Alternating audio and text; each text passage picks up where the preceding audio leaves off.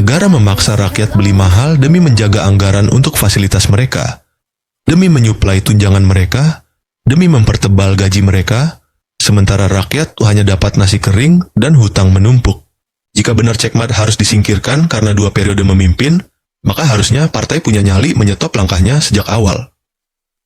Bukan setelah suara rakyat keluar, bukan setelah nama sudah dipercaya, tapi justru setelah suara rakyat diberikan dengan tulus, kader dipecat secara keji hanya karena di bawahnya ada istri gubernur. Ini bukan politik cerdas, ini pengkhianatan atas amanah rakyat. Sungguh memalukan, menyayat kepercayaan publik, dan melukai hati para pejuang sejati yang dulu bertaruh nyawa demi tanah Aceh. Kini Mu'alem, sang mantan Panglima Perjuangan, justru menampar wajah sejarah dengan permainan kekuasaan untuk istri tercinta. Rakyat Aceh bukan buta.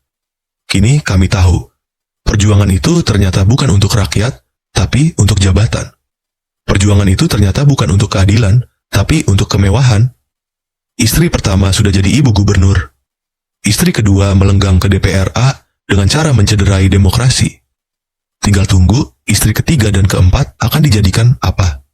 Ketua dinas, wali kota, wakil gubernur, rakyat yang lapar, yang hidup dalam kemiskinan, dipaksa bayar mahal segala kebutuhan, dari minyak goreng, beras, hingga pendidikan, demi menghidupi mereka, pejabat dan keluarganya yang rakus.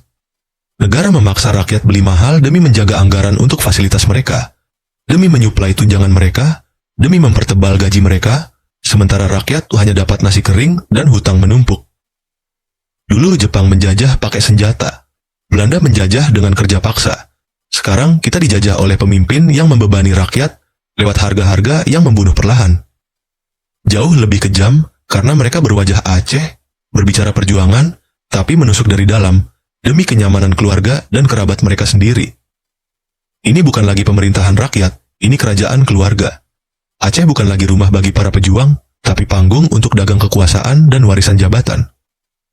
Dan jika rakyat terus diam, maka kelak anak cucu kita akan hidup dalam kemiskinan yang disahkan oleh undang-undang, disahkan oleh orang yang seharusnya melindungi mereka, tapi justru menindas mereka demi memanjakan istri, adik, sepupu, dan kawan sekelompoknya.